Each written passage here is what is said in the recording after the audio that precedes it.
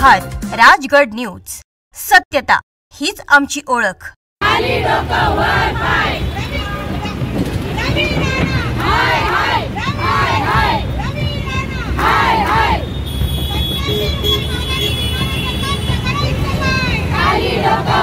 पावसाळी अधिवेशनात राज्य सरकारने मुख्यमंत्री लाडकी बहीण योजना सुरू केली। या योजनेची राज्यभर जोरदार चर्चा सुरू आहे।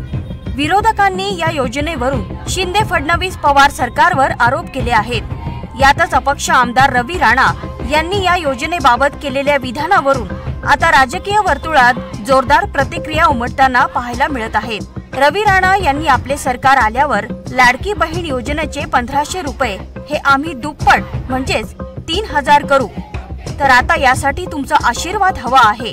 पण ज्यांनी मला आशीर्वाद दिला नाही तर मी तुमचा भाऊ म्हणून 1500 रुपये वापस घेणार, असे वक्तव्य करून आज बालगंधर्व चौकात राष्ट्रवादी महिला काँग्रेस पार्टी शरदचंद्र पवार पक्षाकडून आंदोलन करण्यात आले। महाराष्ट्र सरकारने लाडकी बहीण योजना राबवली। लाडकी बहीण नाही, लाडकी खुर्ची योजना ते राबवत आहेत। महिलांना अवघे 1500 रुपये देऊन त्यांच्या रूपातून मत विकत घेण्याचा हा केविलवाणा प्रयत्न महाराष्ट्र सरकारचा आहे।